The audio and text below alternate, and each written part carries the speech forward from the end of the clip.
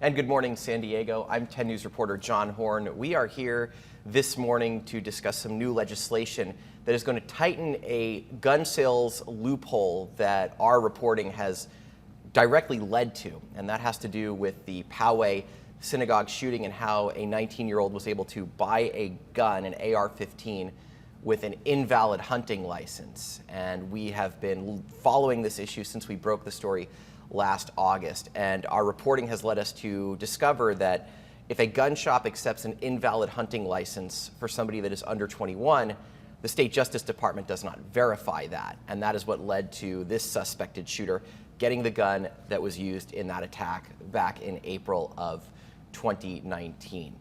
So today, a bill will be introduced that will force gun shops to verify hunting licenses with the Department of Justice before that sale can be made, can be completed to somebody who is under 21. We're talking about bolt-action rifles, semi-automatic rimfire weapons, things like that that can do a lot of damage. So we're going to look at both sides of the issue here. We are beginning with the side that is looking toward more gun legislation, more gun control. Joining me today is Ron Marcus. He is the president of San Diegans for Gun Violence Prevention. Ron, thank you for being here this morning. My pleasure. Thanks, John. Let's start generally. So why don't you take us through where you believe gun legislation stands in California right now? Well, first of all, it's important to note that California has by far the most comprehensive set of gun control regulations in the country. And this all started, believe it or not, back in the 60s when there were going to be some laws passed about gun control, and the Black Panthers came into Sacramento bearing guns going into the State House. And so Ronald Reagan, governor at the time, passed a law that would ban that kind of open carry. And that was the very beginning of the progression of additional laws that have been added on the books since that time. And so we have a great set of laws here in California. Part of the challenge is that a lot of other states in the country don't come close in terms of even basic level regulations. And so it's easy for guns to pass over state lines, and it's harder for us as a state to control that porous situation. If you speak to people on the other side, they say that these gun laws don't work, that the people that want to do bad things will do bad things no matter what. I even actually had one of the victims of the synagogue shooting tell me that this person was a killer and he was going to find a way to get a gun either way. So let me pose that to you. Do gun laws work? Well, I think a bigger question is do laws work at all? Because we have laws against all kinds of things, including drunk driving, murder, rape, theft, domestic violence, you name it, and yet we still have people doing those things, right? So one could make a case that since people continue to break laws, why do we have laws at all? And in fact, the data will show that when you have laws, over time, the rate of the crime that the law is designed to prevent goes down. And this is statistically proven across the board. Now, one can also say that any one law on its own might not be completely effective, but when you have a series of laws working in tandem, then you have much better efficacy. So yes, I would say that laws do work. And the other thing is that to argue that a law would not work, another argument actually that you hear is, well, this happened anyway, so the law would not have prevented that. And again, you're never going to prevent all cases of an instance. And that, again, is a case to not have laws at all. So over time, and if we're going to pass new laws and we're going to make the argument, well, that won't work, so why bother to pass it? You won't know unless you pass the law first and collect data.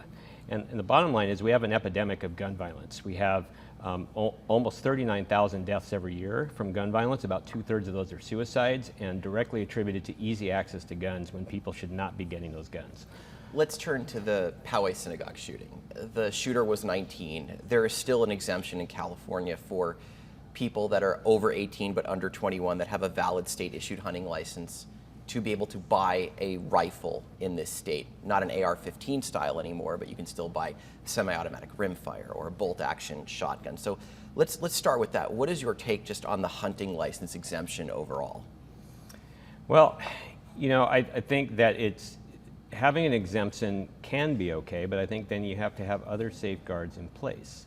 And I like to use the example of car ownership because we have all kinds of laws that protect us from getting killed in our cars and from killing other people in our cars. a whole raft of laws that we don't even think twice about. And it would be great if we could have something similar in terms of gun usage as well. So in terms of the hunting license exemption, I think that if someone between the age of 18 and 21 is going to be allowed to have that exemption, then there should be certain other attachments such as training, certified classes, maybe psychological evaluation to make sure that someone like the Poway shooter shouldn't be getting that gun regardless of whether they have a hunting license or not. So in this case, this exemption that was passed in last year to remove that for semi-automatics with the centerfire is to make sure that no one under the age of 21 can get access to that kind of firepower. But if somebody still wants to get a gun, they can. So our reporting has uncovered the fact that there was no check. There was no verification of a gun shop accepting the hunting license, and then the state justice department going to Fish and Wildlife and saying, was this valid? And this bill will change that. It's a tool in the state's toolbox that it Absolutely. wasn't using. What are your thoughts on the situation that we've uncovered? Well, I frankly feel it's a no-brainer. If someone is going to use a hunting license as a way to get a gun, then that hunting license should be verified before that person is allowed to be sold the gun. I mean, plain and simple. It's like trying to buy alcohol with a fake ID, right? We need to verify that the ID is real. When you go in and you want to buy something with a $100 bill, the cashier is going to check it to make sure it's not a counterfeit bill. This is a no-brainer. It's just a regular part of the process. What are you looking for? We're in February 2020. I mean, what are you looking for this year from state legislation to address gun violence? What more do you expect our legislators to introduce? Well, I'll tell you what, I don't know exactly what's on the books. I do know that as a matter of course, the laws that get proposed are usually in reaction to something that has occurred that exposes a loophole, such as this hunting license exemption. What I'd really like to see is a more universal set of laws across the country that would protect us across state lines.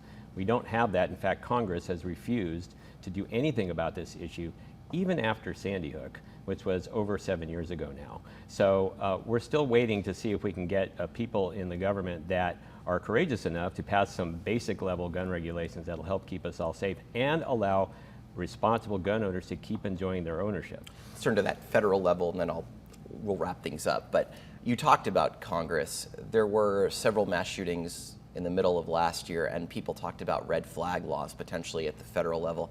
We never saw anything to that, did we? I haven't seen that passed on a federal level yet.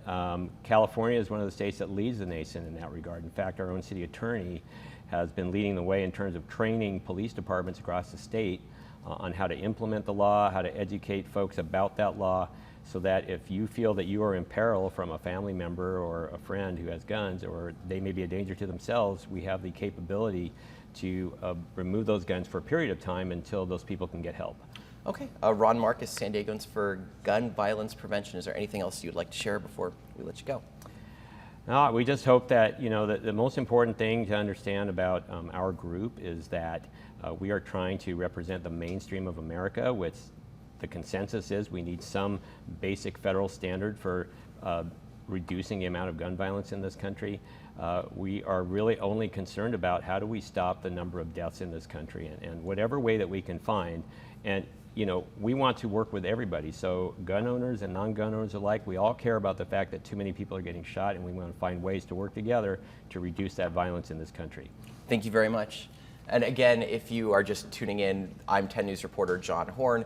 This is part of our continuing coverage of a bill to be introduced today in Sacramento that will tighten the loophole that the suspected Poway synagogue shooter used to get that AR-15 that was used in that attack last April. Again, that was a 19-year-old using an invalid hunting license at a San Diego gun shop that the state justice department never verified during that check, which allowed him to get the gun, and then he allegedly carried out that attack the next day. So this bill is going to force the Justice Department to check those hunting licenses before somebody under 21 can buy a rifle in the state of California. At noon, we are going to have the San Diego County gun owners speak to us to get the other side of this. So please continue to follow us on Facebook, and then we'll have more reaction on our broadcasts of 10 News coming up at 11, 4, 5, and 6. So for now, thank you for joining us.